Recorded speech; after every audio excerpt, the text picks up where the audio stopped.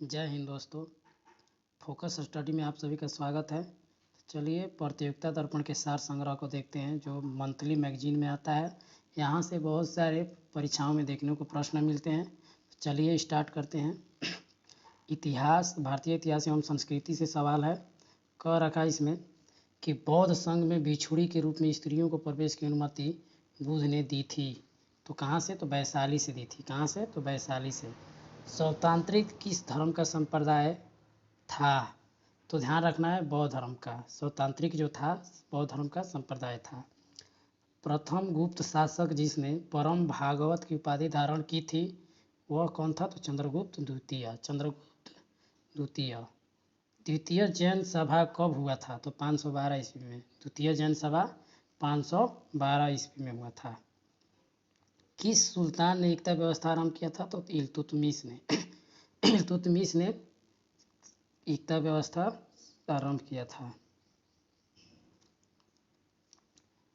पृथ्वीराज चौहान राय पिथौरा के नाम से जाने जाते हैं। उनका मूल नाम है, तो उनका मूल नाम पृथ्वीराज तृतीय। उनका मूल नाम क्या है? पृथ्वीराज तृतीय। कालिदास की किस कृति की गिनती विश्व की 100 प्रसिद्ध साहित्य कृतियों में होती है? तो अभिज्ञान शकुंतलम। अभिज्ञान शकुंतलम। इलाहाबाद में स्तंभ लेख हरिसेन प्रशंसा की थी। इलाहाबाद के स्तंभ लेख में हरिसेन ने किसकी प्रशंसा की थी? समुद्रगुप्त की। बिम्बिसार ने अपने राजवैधक जीवक को किस राजा के चिकित्सा के लिए भेजा था? तो अवंती के राजा के चिकित्सा के लिए भेजा था। अशोक के अभिलेख में उसके किस एकमात्र पुत्र की चर्चा की गई है? तो तीवर। अशोक के अभिलेख में उसके किस एकमात्र पुत्र की चर्चा की गई है? तो तीवर। अब आते हैं अगले अर्थ में। राष्ट्रीय स्वतंत्रता आंदोलन से 1946 में रॉयल इंडियन नेवी विद्रोह को समाप्त करने के लिए किसने घोषणा की? तो मोहम्मद अली जिन्ना ने। मोहम्मद अली जिन्ना ने। 1927 में भारतीय रियासतों और अंग्रेजी सरकार के संबंधों के पूर्ण परीक्षण एवं परिभाषित किए जाने के लिए किस समिति की गठन हुआ था? तो बटलर समिति। बटलर समिति की स्थापना कब हुई थी? तो ध्यान रखना है 1927 में। 1857 में लोगों के बीच राष्ट्रवाद की भावना जगाने और उन्हें राजनीतिक शिक्षा देने के लिए बंगाल में इंडियन लीग की स्थापना की गई। इसके संस्थापक कौन थे? तो शिशिर कुमार घोष। कौन थे? तो शिशिर कुमार घोष। गांधी इरविन समझौता कब हुआ था? तो 1930 में। महात्मा गांधी द्वारा प्रेरित जाकिर हुसैन समिति 1937 में मूल शिक्षा की वर्धा योजना प्रस्तुत की। इस योजना का मूलभूत सिद्धांत था तो हस्त उत्पादक कार्य। महात्मा गांधी के अनुसार उनके जीवन में त्वरित एवं व्यवहारिक परिवर्तन किस पुस्तक को पढ़ने से आया था? तो to this last, unto this last.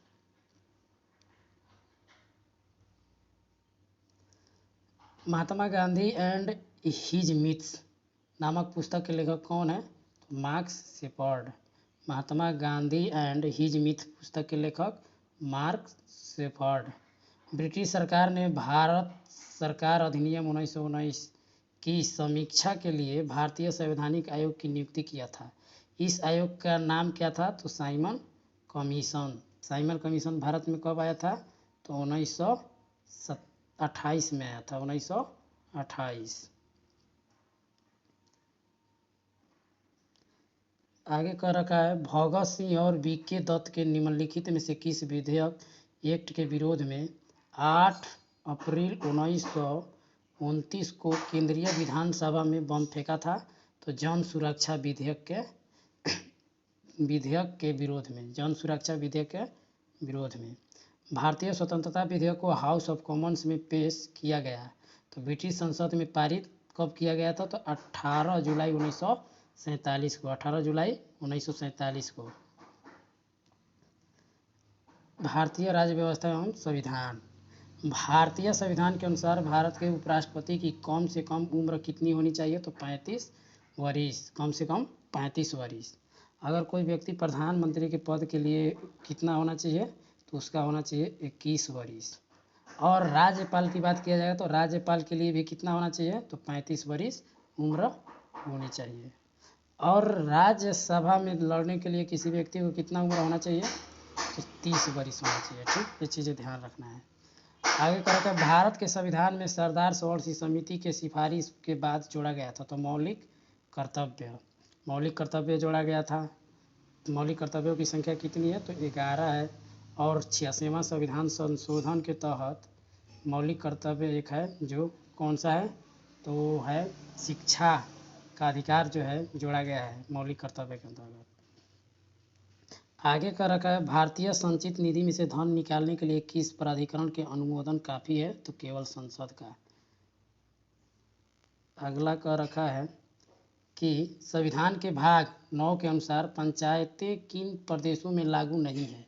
तो पंचायत जो है नागालैंड, मेघालय, मिजोरम, त्रिपुरा, असम, आदिवासी क्षेत्र और मणिपुर की पहाड़ी क्षेत्र में यानी पंचायतें लागू नहीं है। ध्यान रखना है, नागालैंड, मेघालय, मिजोरम, त्रिपुरा, असम, आदिवासी क्षेत्र, मणिपुर की पहाड़ी क्षेत्र में। जब राष्ट्रपति और उपराष्ट्रपति अनुपस्थित होते हैं तो सर्वोच्च न्यायाधीश राष्ट्रपति के कार्यों के हाथ में लेता है। तो ऐसा भारत में कितनी बार हुआ था? केवल एक बार। कब हुआ था? 1969 में हुआ था। 1969 में। कौन उस समय राष्ट्रपति बने थे? तो ध्यान रखना है, हिदायतुल्लाह कार्यवाहक राष्ट्रपति के रूप में चुने गए थे। राष्ट्रपति चुनाव के लिए मतदान करने वाले इलेक्टोरल कॉलेज में कौन होते हैं?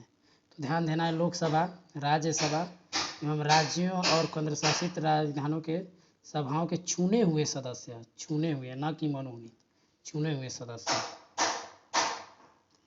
अगला का रखा है कि संविधान की व्याख्या सर्वोच्च न्यायालय के संवैधानिक बेंच के डोमेन के भीतर आती है। तो बेंच में कितने सदस्य होने चाहिए? तो 5। बेंच में कितने होने चाहिए? 5।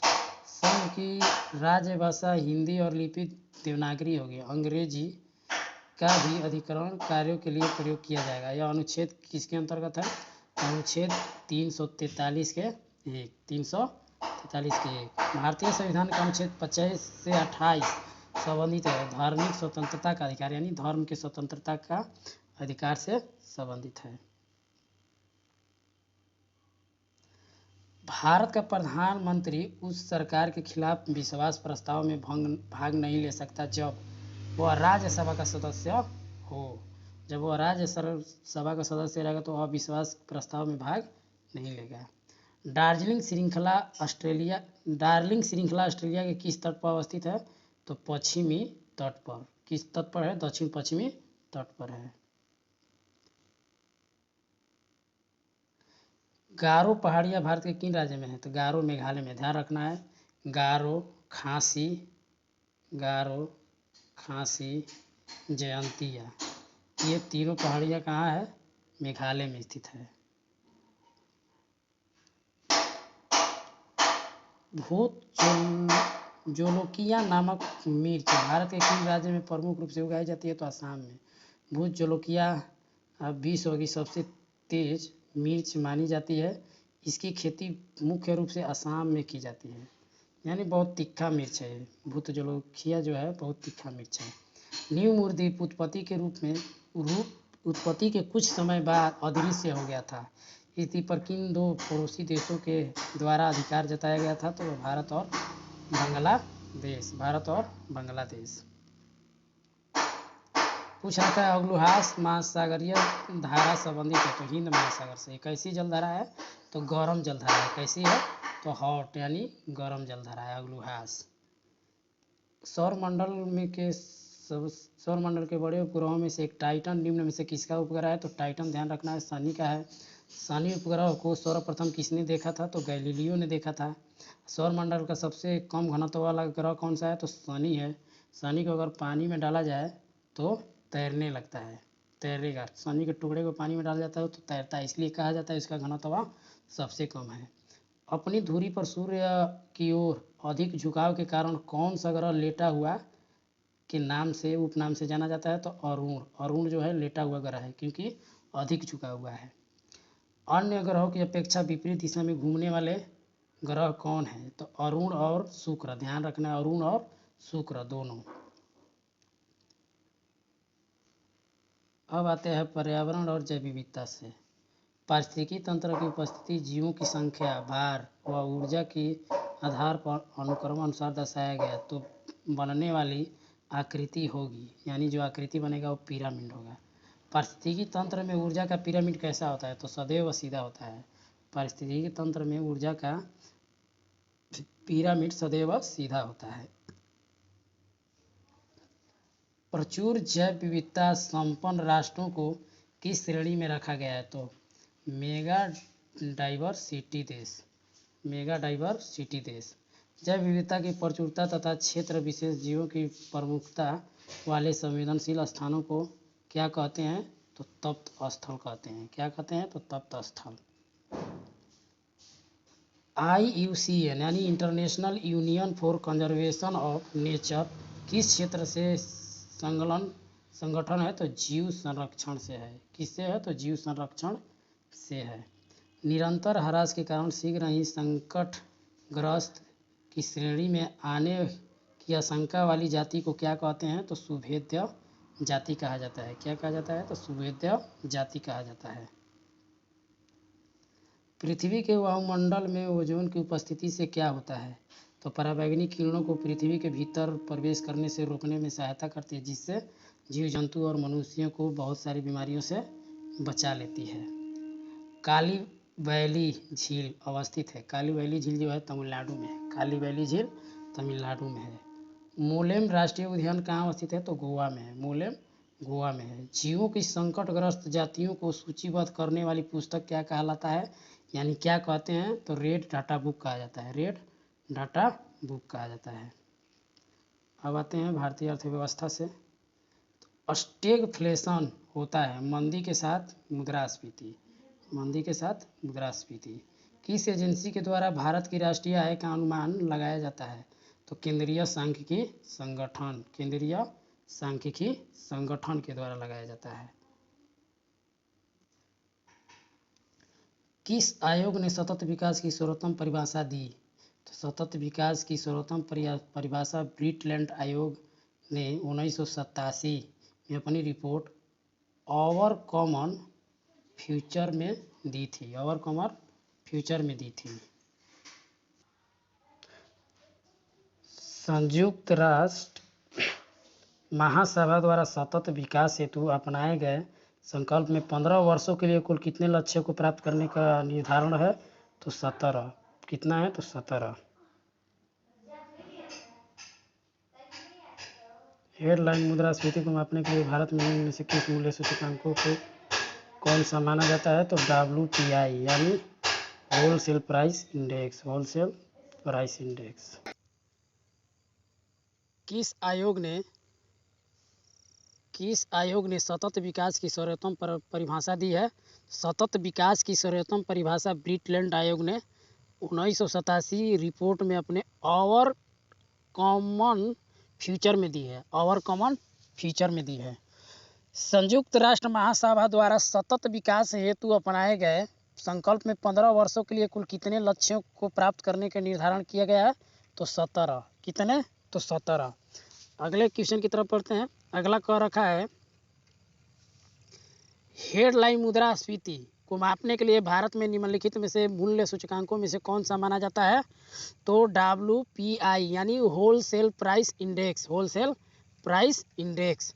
अगर सरकार RBI द्वारा सरकारी प्रतिभूतियों के खिलाफ ताज़ा मुद्रा धन खर्च करने के विकल्प चुनती है तो इससे रखा जाना चाहिए तो घाटा वित्त पोषित में। किस में रखा जाना चाहिए? तो घाटा वित्त पोषित में। अगला बढ़ते हैं।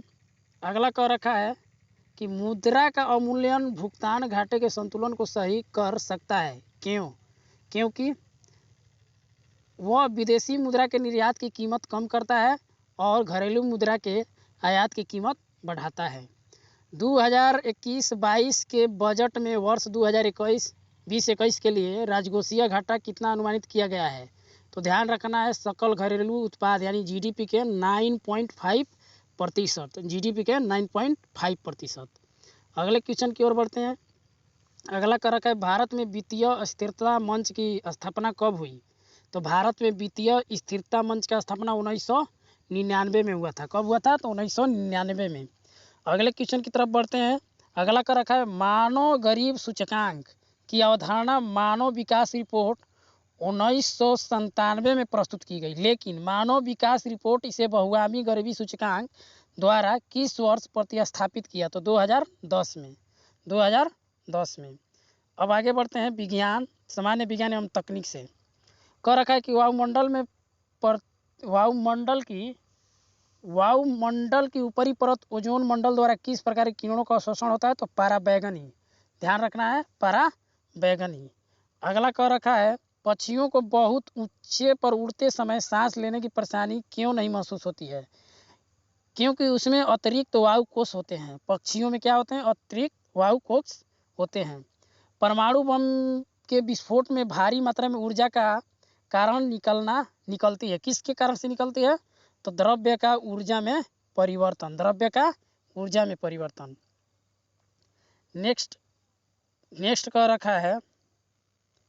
नेक्स्ट कह रखा है कि कौन सा विटामिन मनुष्य के रक्त जमने के लिए जिम्मेदार है? तो ध्यान रखना है विटामिन के। विटामिन के का रासायनिक नाम क्या है? तो राइबोफ्लेविन। विटामिन के का क्या नाम है रासायनिक नाम? तो राइबोफ्लेविन।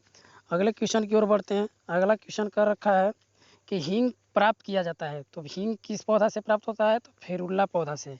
हींग फेरुल्ला पौधा से प्राप्त होता है।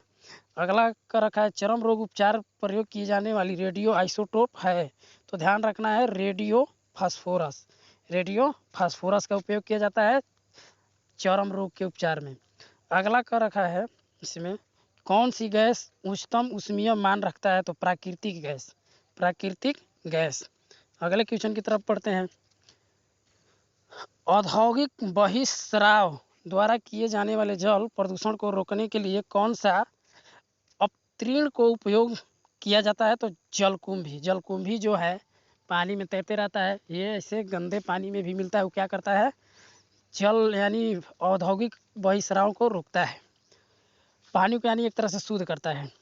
ढालू सड़क पर पत्थर लुढ़कना ऊर्ध्वाधर ऊपर की ओर उठने की अधिक समानता होता है। क्यों? पत्थर को लुढ़काने में किया गया कार्य उसे उठाने में अपेक्षा कम होता है।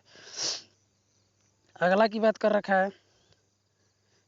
है इसमें कि अति लघु समय अंतरालों में सही मापने के लिए किसका प्रयोग किया जाता है? यानी सही समय को मापने के लिए किसका उपयोग किया जाता है? तो परमाणु घड़ी का उपयोग किया जाता है। अब अगला क्वेश्चन है खेल कूद से।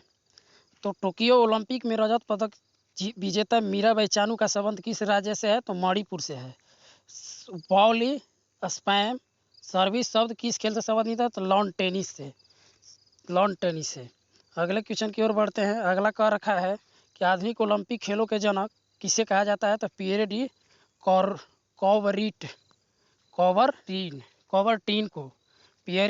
कॉवर्टीन को। अगले क्वेश्चन की ओर बढ़ते हैं। अगला कह रखा है कि टोक्यो ओलंपिक 2020 का शुभारंभ क्या था? तो Miraitowa. The world beneath this feast किसकी जीवनी है? तो Pullela Gopichand. Electra gold cup किस खेल से संबंधित है? तो टेबल टेनिस से संबंधित है। ओलंपिक मशाल किसका प्रतीक है? तो चुनौतियों का प्रतीक है। अगला कह रखा है खो-खो में कितने खिलाड़ी एक टीम में होते हैं? तो 9 गो। खो-खो में 9 गो होते हैं। रग्बी फुटबॉल में 7 गो होते हैं। पोलो में 4 होते हैं। वाटर पोलो में 5 होते हैं।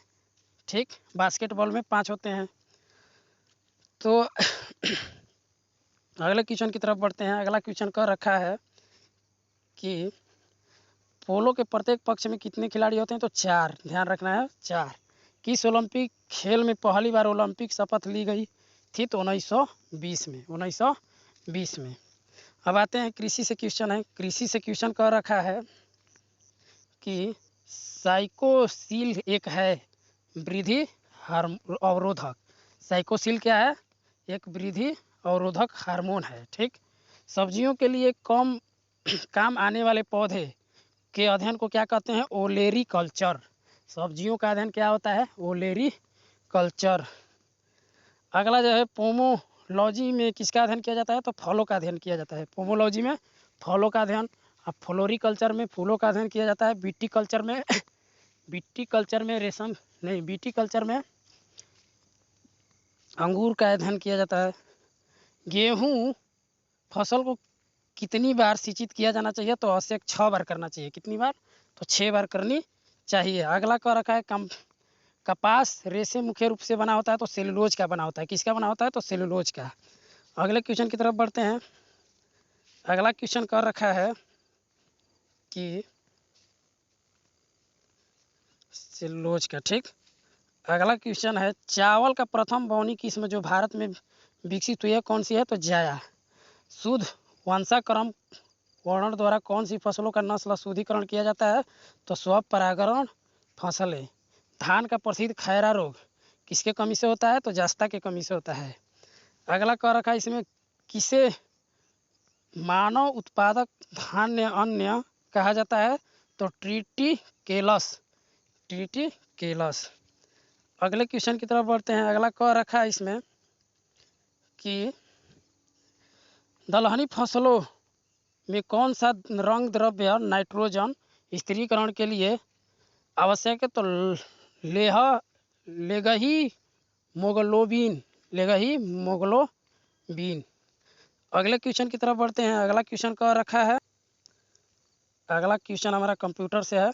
तो कह रखा है सी प्रोग्राम को किसकी सहायता से मशीनी कोड में परिवर्तित किया जाता है? तो कंपाइलर के द्वारा, यानी कंपाइलर के द्वारा। अगला कह रखा है इसमें कि टेबल के कॉलम को कहा जाता है तो एट्रीब्यूट। क्या कहा जाता है? तो एट्रीब्यूट।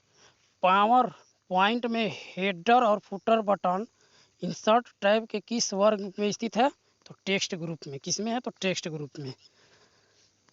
आगे बढ़ते हैं। अगला कह रहा है PGP का पूरा रूप है तो प्रेटी गुड प्राइवेसी।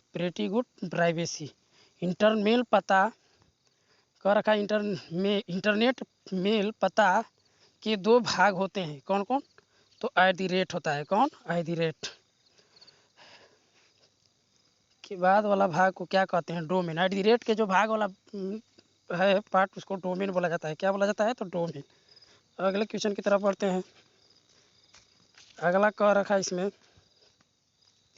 कि किसी वेरिएबल की डिफ़ॉल्ट स्टोरेज क्लास होती है ऑटो होता है। ठीक, बर्नर्स-ली ने इंटरनेट पर डाटा साझा करने के लिए क्या विकास किया था? तो HTML और HTTP।